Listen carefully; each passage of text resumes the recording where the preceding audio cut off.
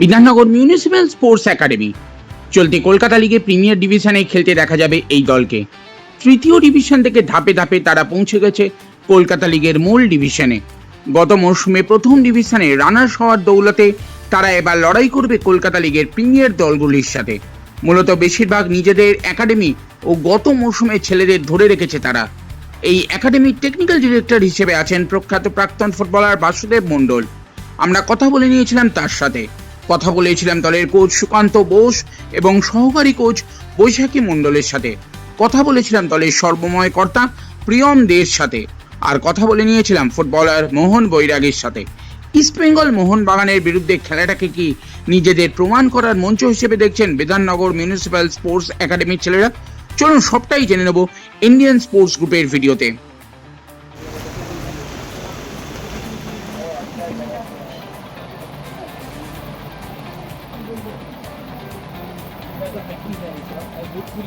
আমাদের দীর্ঘ last third division থেকে আমাদের Bidhannagar sports academy third division থেকে প্রিমিয়ার ডিভিশনে উত্তীর্ণ করেছে। পরপর প্রতি বছরে আমাদের টিম উত্তীর্ণ করেছে এবং এই বছর আমাদের প্রিমিয়ার ডিভিশনে ফুটবল খেলছে। সেই জায়গায় আমাদের বিধাননগর একাডেমি এমন একটা একাডেমি যেখানে আমাদের এখানে গ্রাসরুট থেকে আপ টু সিনিয়র লেভেল পর্যন্ত টিম রয়েছে, যেখানে under 13, under 15, under 17, nursery league এবং গ্রাসরুট। সেখানে আমাদের এখানকার টিম যেহেতু থার্ড ডিভিশন থেকে প্রিমিয়ার ডিভিশন পর্যন্ত উত্তীর্ণ করাতে এই ছেলেগুলোই আমাদের প্রিমিয়ার ডিভিশনে রয়েছে, একজন দুজন ছাড়া। বাকি আমাদের যে ফুটবলের ট্রেনিং, সেটা আমাদের প্রস্তুতি বলো, আমাদের বিধাননগর একাডেমি এমন একটা একাডেমি যে একাডেমি সারা বছর ফুটবলের প্র্যাকটিস হয়, এখানে প্রশিক্ষণ হয়।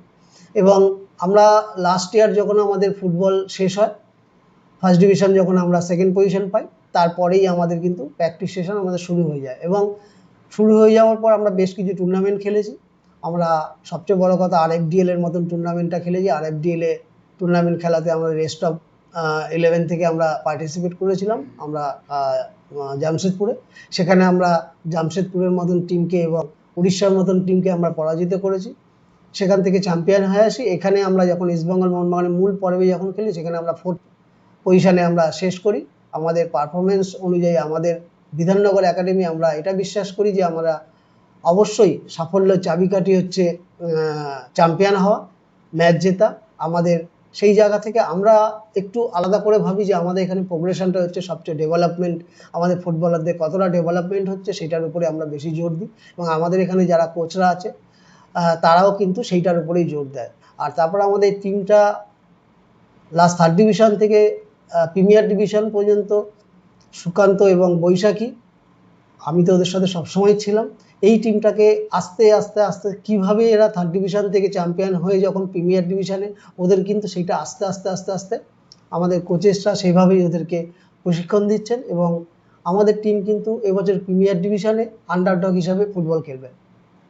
সো এই টিমটাকে আপনারা যখন মাঠে দেখবেন, তখন দেখবেন এটার মূল মন্ত্রই থাকবে যে 100% লড়াই।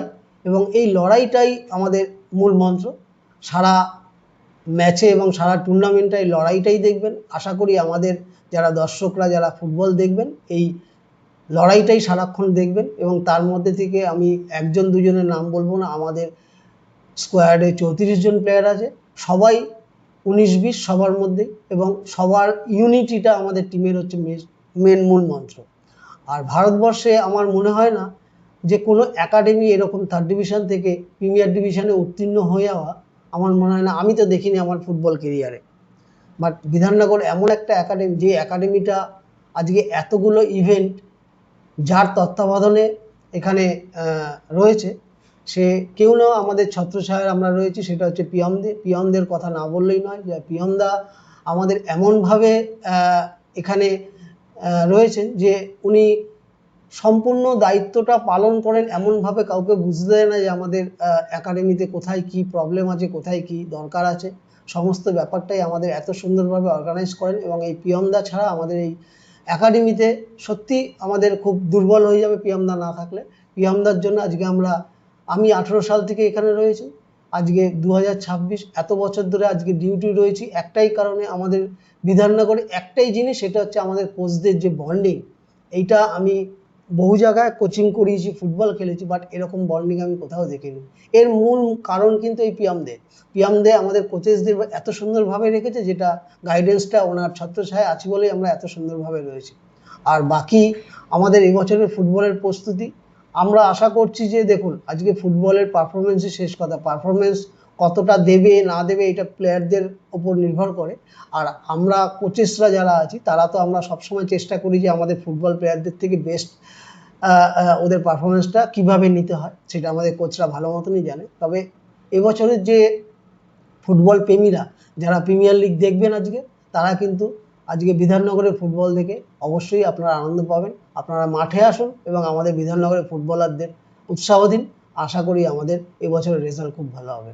প্রস্তুতি বলতে আমরা সারা বছরই আমাদের এখানে ট্রেনিং হয়। আপনি সারা বছরই আসবেন, আমাদের এখানে সারা বছরই ট্রেনিং হয়, বিভিন্ন এজ গ্রুপের ট্রেনিং হয়, একদম 4 বছরের বয়স থেকে পুরো সিনিয়র লেভেল পর্যন্ত। আর যদি ট্রেনিং আর প্রস্তুতির কথা বলেন আলাদা করে, আমরা এখন যেহেতু প্রিমিয়ার এগিয়ে এসছে, আমাদের বিভিন্ন বড় বড় টিম, বড় বড় কোচেসদের এগেনস্টে খেলতে হবে, বড় বড় প্লেয়ারদের এগেনস্টে খেলতে হবে, তার জন্য কিছু আলাদা করে স্পেসিফিক ট্রেনিং করছি। তো আমার ছেলেরা রেডি। আশা করি এরা বছর আগে বললেন যে আমরা একটা উপভোগ্য ম্যাচ উপহার দেবো বাংলার ফুটবলকে, যেখানে দাঁড়িয়ে আগামী দিনে মনে হবে যে বিধাননগর একাডেমির বাচ্চারা একটা ভালো প্ল্যাটফর্ম পেয়েছে, এই প্ল্যাটফর্মটাকে ইউজ করে আরও বড় জায়গায় যেতে পারবে। দেখুন, চাপ তো আছেই যে সব বড় বড় টিমের এগেনস্টে আইএসএল খেলা 3টে টিম আছে যারা কলকাতা লিগ খেলবে। আমাদের একটা একাডেমি বেস টিম, যেটা হচ্ছে আমাদের যেটা স্যার আগেও বলেছি, প্রিয়ম স্যার যিনি আমাদের সবার উপরে, ওনার কথা হচ্ছে আমাদের ডেভেলপমেন্ট। আমাদের টপ চ্যাম্পিয়ন তো অবশ্যই আছে, বাট ডেভেলপমেন্ট। এবং ছেলেদেরকে একটাই স্বপ্ন দেখানো যে এই একটা মঞ্চ যেখান থেকে তোমরা খেলতে পারলে আগামী দিনে ওই জায়গায় রিচ করতে পারে ইন্ডিয়া। আইএসএলের টিমগুলো যদি পছন্দ হয়, আমরা তো আমাদের এখান থেকে অনেক ছেলে খেলছে যারা কলকাতা আইএসএলেও খেলছে, বা আপনার ভালো একাডেমিতেও আছে কিছু ছেলে। তো এই ছেলেগুলোকেও আমরা স্বপ্ন দেখাচ্ছি যে এই একটা এখান থেকে যদি ভালো পারফরমেন্স করতে পারো, আগামী দিন তোমাদেরকে পেছন ফিরে তাকাতে হবে না, ভালো টিমে তোমরা চলে যাও, আমরা কেউ করবো। ছোটোবেলা থেকেই মানে বিধাননগর একটা আমাদের কাছে পরিবার, আমাদের কাছে আর কি, যে আমরা ছোটোবেলা থেকে এখানে বড় হয়েছি বলে আমাদের জন্য আমার সুবিধা হয়েছে। আমরা অ্যাটমসফিয়ারটা আমাদের খুব কাছের আর কি, ঘরোয়া পরিবেশ, যার ফলে আমাদের কখনোই মনে হয়নি আমরা একটা অন্য জায়গায় ট্রেনিং করতে যাচ্ছি বা অন্য জায়গায় পরিবেশ প্র্যাকটিস করাতে যাচ্ছি। পুরো সবকটা ঘাস আমাদের চেনে, আমরা ওদের চিনি, সবকটা ঘর আমাদের চেনে, সব অফিসিয়াল থেকে শুরু করে সবার মাঠে যারা মালি থেকে শুরু করে প্রত্যেকটা প্লেয়ার, ইভেন গ্রাসরুটে 4 বছরের বাচ্চাও থেকে একদম সিনিয়র লেভেল প্রত্যেক আমাদের চেনে, যার ফলে আমাদের কাজ করতে কোনোটাই অসুবিধা হয় না এবং আমরা অনেক ইজি ফিল করি। তার সঙ্গে ওরা আমাদের অনেক এক্সপিরিয়েন্স আমাদের অনেক ছোটোবেলা থেকে দেখছে। আজকে যে 3rd ডিভিশন থেকে টিমটা খেলে উঠছে প্রিমিয়ারে, এখানে বাসুদা যেরকম বললেন 90% ছেলে তারা 3rd ডিভিশন থেকেই এখানে বড় হয়েছে। অর্থাৎ আমাদের জন্য কাজটা অনেক ইজি হয়ে গেছে তাদের হ্যান্ডেল করাটা, এবং ওদের জন্য অনেক হিন্দি যে আমরা কি চাই, আমাদের একটা ইশারা ওরা বুঝতে পারে, ওরা কি চায় ওদের একটা বাক্যে আমরা সেটা বুঝতে পারি। এটা আমাদের জন্য অনেক বেশি কমফোর্টেবল, আমাদের জন্য, ওদের জন্য কমফোর্টেবল, আমাদের জন্য অনেক কমফোর্টেবল। অনুভূতিটা দারুণ। আর তার সাথে অনেক ছোট ছোট ভুল থেকে অনেক কিছু শিখেছি এখানে। ফুটবলের হাতে খড়িটা আমার এখান থেকেই অনুভূতি, আমি খেলাটা টোটালি এখান থেকেই শিখেছি। ফুটবলকে নিয়ে একটা যে বড় স্বপ্ন দেখা যায়, নিজের কেরিয়ারে করা যায়, সেই স্বপ্নটা আমি এখান থেকেই দেখেছি। তো তোমার বাড়ি কোথায়? আমার বাড়ি ক্যানিং লাইনে, চাম্পাহাটি। তো সেখান থেকে কি প্রতিদিন এখানে প্র্যাকটিস? হ্যাঁ, প্রতিদিন আসি। তো প্রথম এখানে আসাটা কিভাবে হয়েছিল? প্রথম আমার ছোটো মামা ছিল, যিনি যেভাবে বৈশাখী স্যারকে চিনতেন, সেই সূত্রে 13 তখন আই লিগের টিম হচ্ছিল বিধাননগরে, তখন ট্রায়াল এসেছিলাম। তো তারপর থেকে এতদিন এখানে আছো, তো এখানকার পুরো ক্লাব ম্যানেজমেন্ট বলো বা কোচেসরা যেমন, তো তাদের কাছে কীরকম ট্রিটমেন্ট পেয়েছো, কীরকমভাবে নিজের উন্নতি করেছো সেইটা যদি একটু। তারা সবাই আমাকে এখানে ফ্যামিলি যেরকম মেম্বাররা যেরকম ট্রিট করে, আমাদেরকেও সেভাবে ট্রিট করা হয়। আর আমরা এখানে যে কিছু মানে স্বার্থের জন্য সেখানে এরকম কোনো নেই, আমরা যে ভালোবাসি, ইমোশন আছে, সেই জন্য আমরা বিধাননগরে খেলি, আর তাছাড়া কোনো।